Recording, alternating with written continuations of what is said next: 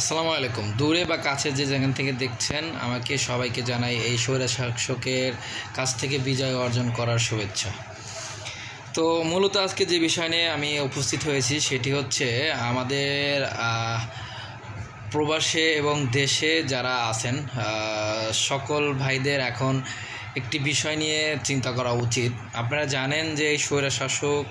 বাংলাদেশ থেকে বিতাড়িত করার আগে বা স্বৈরশাসকের সাথে যখন আমাদের বিজয়ের যুদ্ধ শুরু হয় তখন আপনারা জানেন এই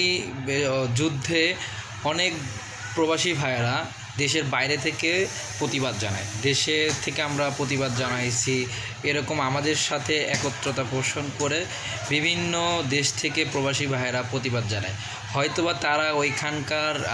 আইন বা ওইখানকার ল অনুযায়ী যে বিষয়গুলো আছে সেটা হয়তোবা তারা জানে না। ইতিমধ্যে আপনারা জানেন যে আরব আমিরাতে বা ইসলামী স্টেট অনেক দেশগুলোতে আমাদের বাংলাদেশি ভাইয়েরা এরকম মানববন্ধন বা আন্দোলন বা প্রতিবাদ জানিয়ে হয়তোবা আইন শৃঙ্খলা বাহিনীদের হাতে গ্রেপ্তার হয়েছেন এবং কি সেই দেশের আইন অনুযায়ী তারা শাস্তি ভোগ করছে। তো সেই জায়গা থেকে আমাদের সকল প্রবাসীদেরকে একত্রিত হয়ে এবং ওইখানে যে সকল বাংলাদেশি প্রবাসী মন্ত্রণালয় এবং ওইখানকার যে অ্যাম্বাসি রাষ্ট্রদূতগুলো আছে বাংলাদেশের, তারা আশা করি তাদের কাছে আপনারা গিয়ে এই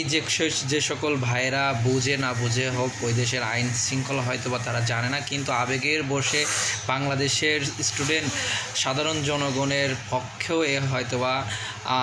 প্রতিবাদ করাটা তাদের দায়িত্বের মধ্যে পড়েছিল বিধায় তারা হয়তোবা আবেগের বসে ওইখানকার আইন শৃঙ্খলা বা আইন অনুযায়ী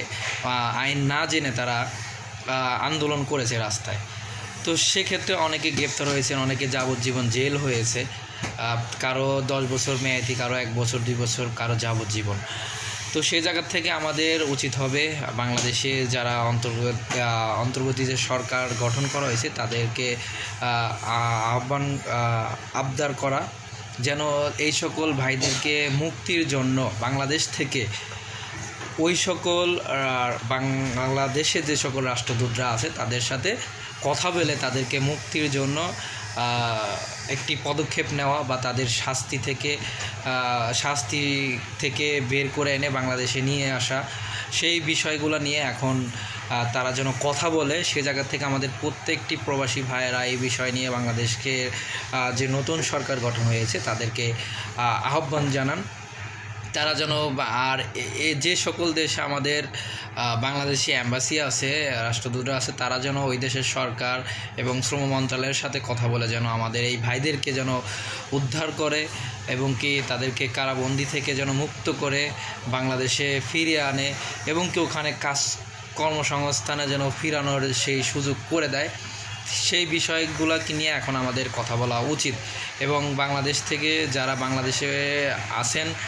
এই ছাত্র সমাজের সাথে তারা যেন প্লিজ আপনারা এই ভাইদেরকে মুক্তির, কারণ তারাও আমাদের এই বিজয়ের স্বাদ গ্রহণ করা এবং বিজয়ের স্বাদ উপভোগ করার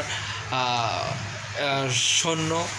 তারা যেন কোনোভাবেই আমাদের এই বিজয় দেশে, এই স্বাধীন দেশের অর্জনটাকে যেন কখনো তারা যেন দূরে না থাকে এবং অর্জনের বাইরে যেন না থাকে, সেই বিষয়গুলো নিয়ে আমাদের এখন কথা বলা খুবই জরুরি। তো ভালো থাকবেন, সুস্থ থাকবেন, যে যেখান থেকে দেখছেন সবাইরই এখন একটাই দাবি যে এই সকল ভাইদেরকে যেন যে কোনো ভাবে তাদেরকে যেন ওই দেশের সরকারের সাথে কথা বলে, বিনয়ের সাথে কথা বলে যেন তাদেরকে মুক্তি করে ফিরিয়ে আনে, সেই আশ্বাসই জানাচ্ছি এবং কি সেই আবদারই নতুন সরকারের যে সকল দায়িত্বে আছেন তাদেরকে আবদার করছি। ধন্যবাদ সবাইকে, ভালো থাকবেন, বিষয়টি আপনারা মাথায় রাখবেন এবং কি এই ভিডিওটা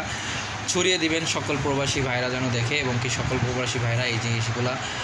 মাথায় রাখবেন। ধন্যবাদ সবাইকে।